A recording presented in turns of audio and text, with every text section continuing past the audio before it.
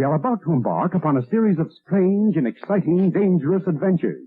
Adventures that will lead us to all parts of the world. Hello and welcome to another Bad Comic Review. This time we're looking at Justice League issue 8. This is part of the 2018 series, and this is written by James Tynion IV, art and cover by Mikhail Janin, colors by Jeremy Cox, letters by Tom Napolitano, variant cover by Jim Lee, Scott Williams, and Alex Sinclair, assistant editor Ben Mears, associate editor Rob Levin, editor Paul Kaminsky, group editor Marie Javins. So a lot of people worked on this. I have the regular cover, which is pretty dynamic, but that scene does not happen. Paper quality is really nice on this book, by the way. So we're watching as Lex Luthor enters through some protective gates and has a very long conversation with the Batman who laughs. And meanwhile, Black Manta and Cheetah are up to some shenanigans, and this is mostly a build-up issue. It's pretty well done. The art's pretty solid. I do like that. We learn a lot about what might actually be going on, and there's some really cool action scenes with Black Manta and Cheetah.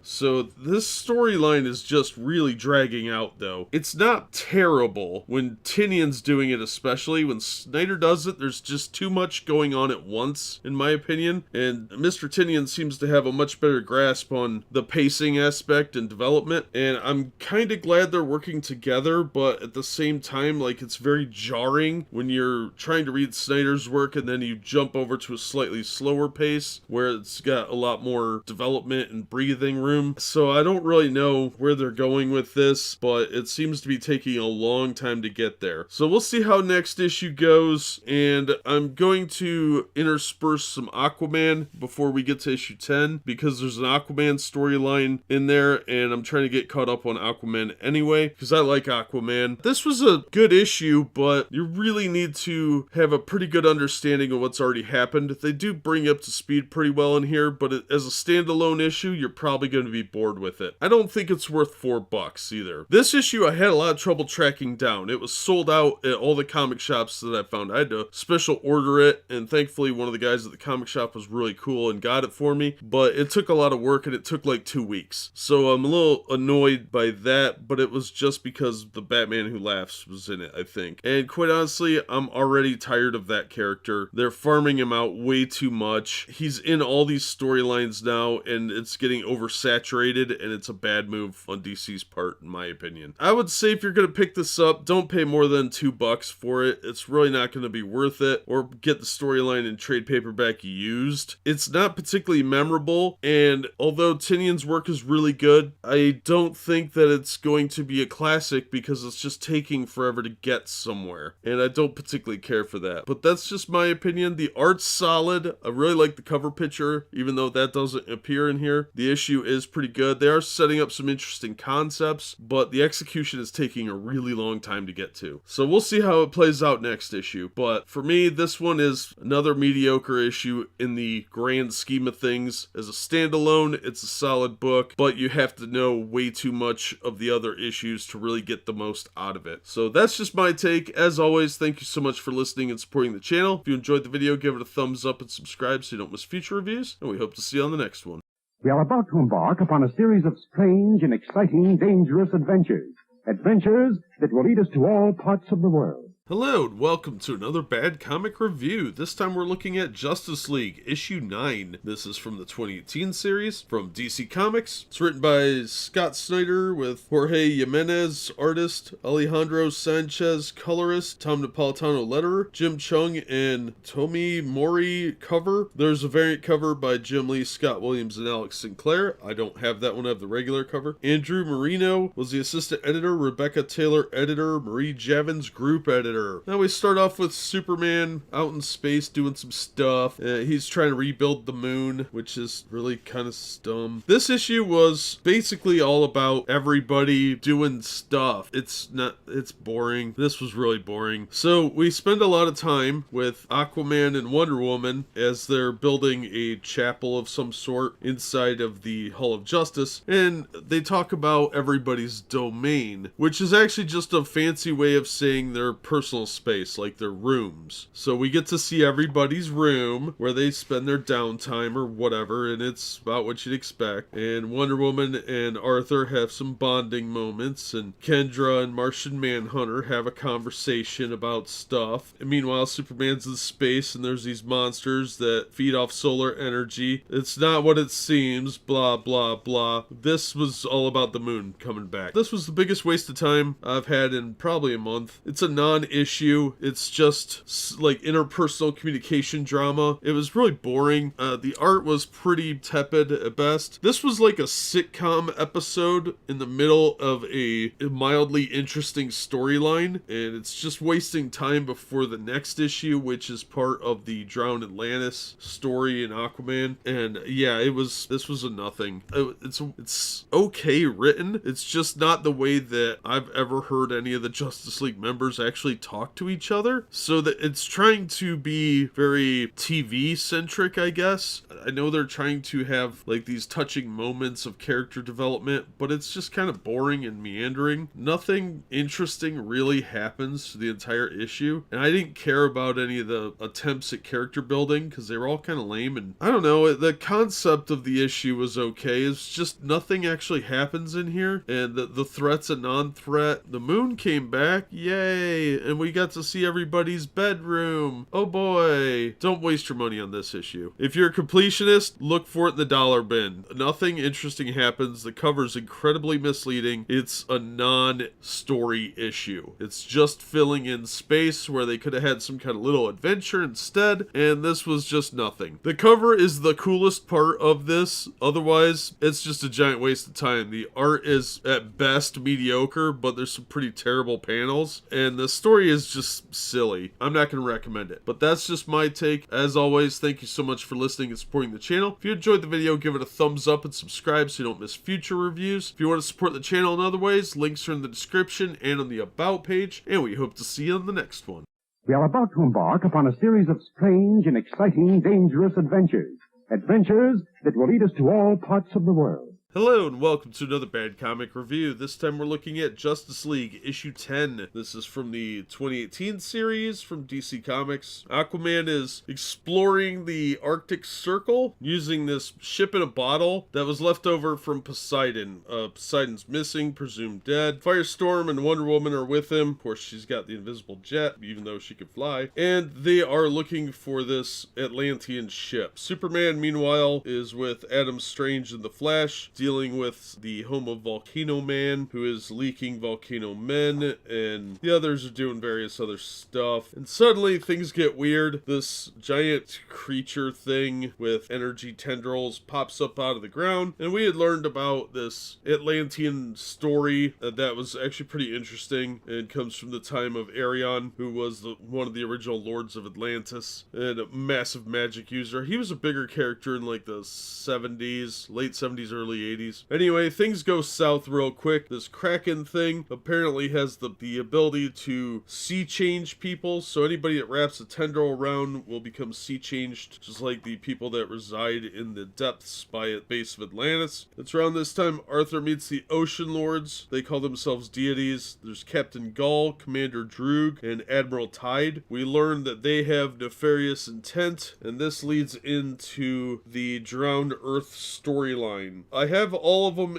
all the tie-in parts except Titans number 28, which deals more with Tempest, but this continues in Aquaman 41 and then Drowned Earth number 1. So we're going to look at Aquaman next and see where it goes. As for this issue, the story was pretty good. It's one of Scott Snyder's better written ones, but the art is very abstract and bordering on what I would refer to as garbage. There are some cool scenes in it. When Arthur first meets the Ocean Lords, they are riding these like seahorses that looked really cool. The first panel of seeing them was kind of cool, but aside from that, there are only a handful of panels that look really good. Otherwise, this looks like an Ed McGuinness knockoff, and I'm not a huge Ed McGuinness fan. There were scenes that were good, like I said, but most of it was too artsy and abstract. The color palettes, although vibrant, don't really match some of what they're trying to get across. Like the sea kraken thing thing, this what they call a space kraken or something stupid like that. It's got these like purple tendrils and they look silly and kind of stupid. I don't like it. I didn't like the art. I thought the art was awful, awful, awful, awful. It made me sad to look at it. Even though the colors were bright, they didn't really match up with what they were going for. I think the colors did a good job. It's just the wrong tone for what they're trying to do. It didn't work for me at all. So I didn't care for that. The story was good, however. Shockingly, Snyder did a really good job. I would recommend it, except for the crappy art. If you're in comics for the art, ooh, just avoid this one. This was a disaster and a half. The story itself, though, was good. I am looking forward to reading the next installment. We'll look at that as soon as possible and see where it goes. In the meantime, if you find it cheap, pick it up. It's got the cool foil cover. The cover looks pretty good, even though everybody's face looks weird. It's still a cool concept cover, so I wouldn't pay more than $1 or $2 for it. I don't think it's worth more than that, but that's just my opinion. As always, thank you so much for listening and supporting the channel. If you enjoyed the video, give it a thumbs up and subscribe so you don't miss future reviews, and we hope to see you on the next one.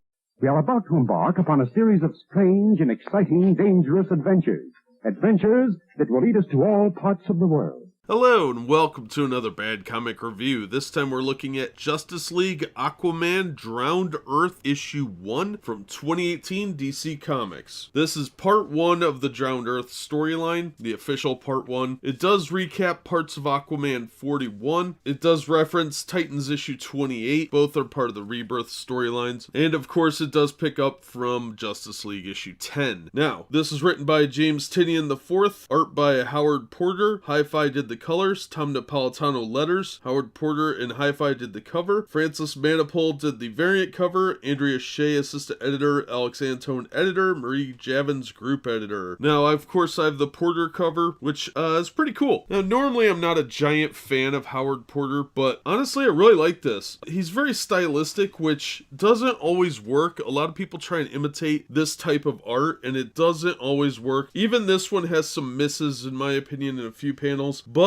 it was good. The colors are real vibrant too. And for the first time in a really long time, I actually really liked a Justice League issue. And of course, it's part of this weird, goofy numbering system they're doing these days where miniseries are really just a bunch of different one-shots. Well, this ties into Justice League Aquaman and these two one-shots, which are Justice League Aquaman Drowned Earth #1 and Aquaman Justice League Drowned Earth #1. That is stupid. Okay, DC, stop doing that. Marvel does it, and it's stupid when they do it. Anyway, Batman's holding down the Hall of Justice and trying to communicate with people, but Martian Manhunter, Jon Stewart, and Hawkgirl are all off-world. They were going to Thanagar Prime to find out something about the totality that happened in the Justice League issues a little bit ago, so he's relying on Megan, or Miss Martian, to help him communicate with everyone. He's pretty much rounded up everybody to help out. So these floodwaters, which is called the Flood, are rising. Apparently, they find the source of the flood, but everybody that it touches turns into like frogmen. So they all got Innsmouth disease really quick. But we see people all around the world helping out. We can see Mr. Miracle and Barda, the Beijing Superman, the Titans over in Japan. We see one of the other Green Lanterns helping out, the Ray, Adam Strange, Murrah, and they focus a lot on what's going on with Murrah, but we also see what Aquaman is doing at the Blood Reef, where he's being held captive, and really bad things happen when Black Manta shows up. He is obviously a representative of the Legion of Doom, who have contacted these alien invaders that have been held at bay for thousands of years thanks to Poseidon and Arion. Arion was the first Lord of Atlantis. He had his own series for a while in the late 70s, early 80s. He was even in some backup stories in Warlord and a few other books. Really interesting character, good sword and sorcery type stuff. So I'm gonna probably look at those at some point. I've got a few issues of it laying around. It only lasted like 33 issues in his own series, maybe 35. But a really cool background storyline for Atlantis. They have been referencing it a lot, so I'm actually intrigued to go back and read those. But we get to see all over the world what's going on, and the heroes are not winning. It's nice to see Flashback in action, but Superman gets his butt kicked by one of these ocean lords. And we do learn a little bit about about them because they were locked up for so long. It's got some great background, really good depth to it. I was really excited to read this once I got started on it. It was fantastic. I was real impressed. Tinian knocked it out of the park on this one. It was good to see somebody do a team book well, and everybody kind of stayed in their characters. Superman's doing the noble thing. Batman's plotting and planning and trying to organize everything. Aquaman's actually doing a really good job trying to get out of there. He's making an effort, but he's really out of his element. But he's able to give a little bit of a heads up to some allies, and we learn a little bit about kind of what the MacGuffin is to move the plot along, which is really cool. All in all, this was a great book. I honestly did not feel ripped off for the $5 cover price. I think I actually paid $4 for it. It's a solid issue. I'm really looking forward to reading the Justice League issue that takes up after this. I am worried about different writers taking over, so hopefully they're going to coordinate well for the storyline. I think Dan Abnett is writing the Aquaman books, so I'm not too worried about those, but I am worried if Scott Snyder's going to pick it up or not. But it continues in Justice League number 11, which we'll look at next. But so far, this has really got me intrigued. I really liked this issue, and I'm definitely going to recommend it. That being said, that's just my opinion. As always, thank you so much for listening and supporting the channel. If you enjoyed the video, give it a thumbs up and subscribe so you don't miss future reviews, and we hope to see you on the next one. We are about to embark upon a series of strange and exciting, dangerous adventures. Adventures that will lead us to all parts of the world. Hello and welcome to another Bad Comic Review. Today we are looking at Justice League issue 11 from the 2018 series. This is part 2 of the Drowned Earth storyline. This is written by Scott Snyder, art, colors, and cover by Francis Manapul, Tom Napolitano on letters. Francisco Mattina did the variant cover. Andrew Marino was assistant editor, Rebecca Taylor editor, Marie Javins group editor. Alright, so the world is falling apart because it's being drowned by this thing called the Flood, and it's a scary Kraken-like monster covered in pastels. Batman is trapped inside the Hall of Justice trying to protect the totality with Jarro, which is part of Starro. It calls him Dad. Meanwhile, Flash and Superman are trying to escape some sea-changed people, other heroes that are mutated into monsters and whatnot. Thankfully, Murrah shows up to kind of help them out. Meanwhile, Aquaman is being forced to walk the plank, literally. Thankfully, there's some help nearby. Flash, Superman, and Murrah are trying to find the tomb of Arion, which if you saw the movie, I'm pretty sure that's whose tomb that was supposed to be, but, you know, not really relevant. Arion was a cool comic book in the late 70s, early 80s. It only lasted like 35 issues, but I liked it. So Aquaman is trying to get to the graveyard of the gods to find Poseidon, while the others search for the Tear of Extinction. Unfortunately, Black Manta is on their tail, and things end on a pretty rough cliffhanger. Now, the art in this book is not my favorite. In fact, I think the vast majority of it is pretty terrible. The Graveyard of the Gods looked really cool when you first see it. It looks pretty awesome. The backgrounds look good. It's the people that all look kind of disproportionate and weird.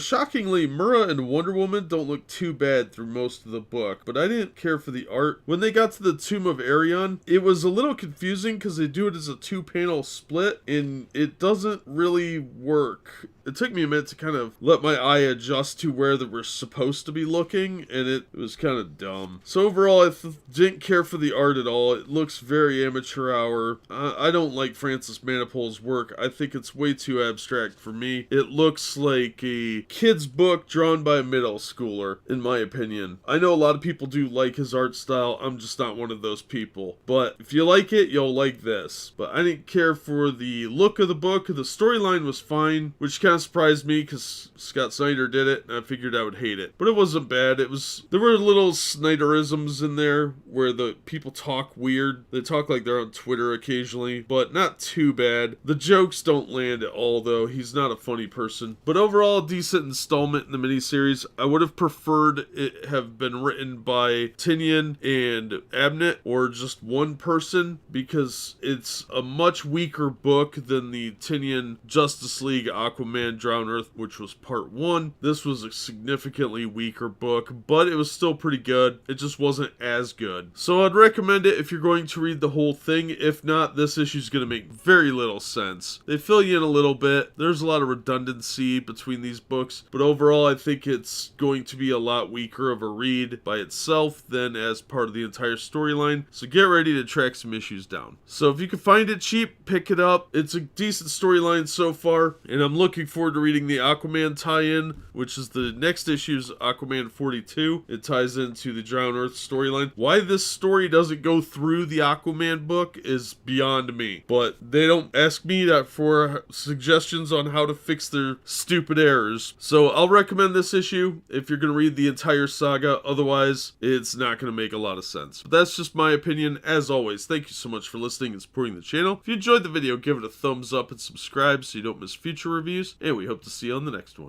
We are about to embark upon a series of strange and exciting, dangerous adventures. Adventures that will lead us to all parts of the world.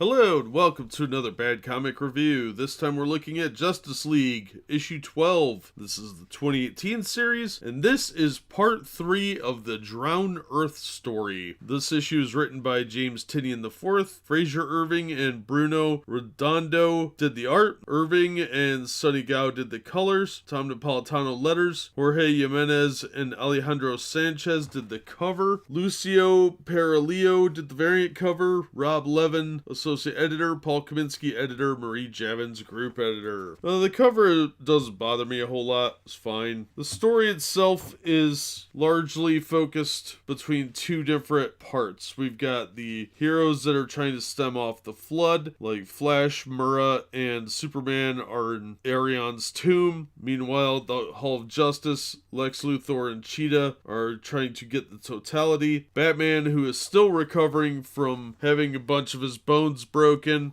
has been confined to this chair. He manages to get into an old prototype armor of Lex Luthor's, and a fight ensues. Now we learn how Arion died, and we learn how Aquaman can try and save the world from the floodwaters, and it's really risky. Okay, so I don't want to say too much more about it. It's a pretty straightforward story. This issue isn't going to make a whole lot of sense without having read the rest of the story arc previously. One thing I didn't care for is since there are two artists, it's very obvious there are two different artists on here. The scenes in the Graveyard of the Gods are very abstract with like photo negative almost coloring schemes. It's very artsy and very disproportionate, while the other scenes are more straightforward art, which is actually significantly better art in my opinion. Even some of those change. There's a scene where Murrah is fighting something and it goes into this like pseudo painting look. And on one hand it looks good for like pinups, but not as sequential art. It's a little too abstract. People aren't defined. They look really weird, especially the face, and it doesn't work for sequential art, at least not for me. I thought about half the art was good, the other half was crap. And some of the abstract art worked pretty well, especially with the colors, because it has a nice color wash, but most of it just did not work for this book. So the storyline was okay. It's they're still doing this kind of like forced swearing thing, which is just lazy writing. Black Manta's a really cool villain in this storyline, but it was only an okay issue. I like the idea behind it. I think Tynion's a very good writer, but this issue was a little bit weak in a lot of respects, so it was just, in the end, kind of a mediocre issue. Would I recommend it? Not for cover price. No way. Not worth $4. If you find it for $2, maybe. If you're buying the whole storyline. Honestly, this is kind of a letdown from what had come before, but not too bad.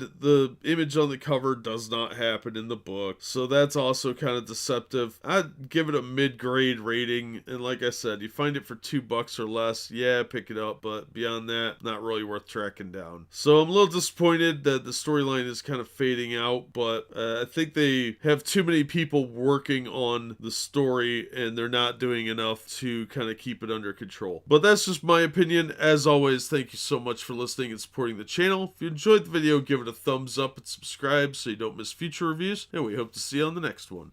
We are about to embark upon a series of strange and exciting, dangerous adventures. Adventures that will lead us to all parts of the world. Hello and welcome to another Bad Comic Review. This time we're looking at Aquaman Justice League Drown Earth #1. Not to be confused with Justice League Aquaman Drown Earth #1. Hate this stupid... This is dumb. Just make it a mini-series, okay? It's an event book. Just make it an event book. Don't do these #1 things, DC. That's what Marvel does and we all hate it. Anyway, this was written by Scott Snyder with art by Francis Manapul, Howard Porter, and Scott Godlewski. I'm sure I butchered that one. Hi-Fi and Manapul did colors, Tom Napolitano on letters, Francis Manapul did the cover, Dale Keown and Jason Keith did the variant cover. I have the regular cover. It's okay. Andrew Marino was the assistant editor, Rebecca Taylor and Paul Kaminsky editors, Marie Javins group editor. Okay, so there's a lot wedged into this book. While the sea-altered versions of various heroes and villains running amok causing problems, the remaining members of the Justice League are trying to get to Atlantis to stop the Death Kraken, which we heard about in Justice League. Now, I don't want to say too much about how this plays out because, quite honestly, it's a bit silly at times. Aquaman has this magic trident that he's got to use, and the remaining heroes have to help fight off this Death Kraken and the sea gods. Aquaman finally meets back up with Mura, and there's a big final conflict. Now, the art in here, like I said, the cover's okay, but the art varies wildly throughout the book. You can tell where Manapul did work and where Howard Porter did work, and I'm not familiar with this other guy, but I'm pretty sure I can tell which pages he did too. Some of this art is straight up garbage. Others, pretty good. Howard Porter's pretty good. I'm not a huge fan of his style, but I can recognize that he's a good artist. Manapul, I do not like his style. It's very disproportionate, and it's too stylistic, I think is what it is. I would call it garbage, but other people say it's a style. Now, if garbage could be a style, I guess that's a thing now. Okay. I think they were trying too hard with this book. The storyline, it's a Scott Snyder book. It's this big epic grand thing that comes off sounding like a Silver Age book aimed at 10-year-olds, but the ideas are really cool. Like, there's some really cool ideas. This should have been 2 issues. Is it worth $5? No, it's kind of all wedged in and convoluted. It felt kind of rushed as well, and it leads into the Kelly Sue DeConnick run that's coming up in Aquaman. That should have been in the regular series, because now you jump in, and if you hadn't been picking up these one-shots, you would have no idea what's going on. And most of the Drown Earth story happened inside of Justice League and these 2 one-shots. So if you haven't been reading those, how are you supposed to know what's going on? It's ludicrous. So this was largely just a tepid story. It was very mediocre work overall. I think that had some really cool ideas, but I don't think jamming it all into a one-shot here was really the way to go. This should have been handled by Dan Abnett in the regular Aquaman run. I don't think that these 2 one-shots and a couple of Justice League issues are really the way to go with it. I think it really put a damper on Dan Abnett's departure from the book, and it really is confusing and convoluted, and there were way too many people working on this that it should have been one writer or 2. Tynion would have been fine. Abnett would have been fine. Even Snyder probably would have done a pretty decent job with it. As is, this issue is just a little bit of a convoluted, rushed mess. And the art varies too much for me to say that it was good. If you find it for a couple of bucks, okay. I would have been happy paying $2 for it. Even $2 in 2 installments, so it had more room to kind of expand on the ideas. But as a one-shot for $5, I don't feel like I got my money's worth. The colors are very vibrant, I'll give you that. There's definitely better color quality in this issue than in some of the Justice League ones, which were kind of weird pastels and like issue 10. I didn't care for that at all. The colors are definitely much better handled, but yeah, overall it was just kind of mediocre. The ending felt very forced, and I didn't need to see Aquaman's weird nipples in the end of the book. It was just a very strange issue. So I would say at best it's mediocre. Don't pay more than a couple bucks for it, but I didn't hate it. So that being said, thank you so much for listening and supporting the channel. If you enjoyed the video, give it a thumbs up and subscribe so you don't miss future reviews, and we hope to see you on the next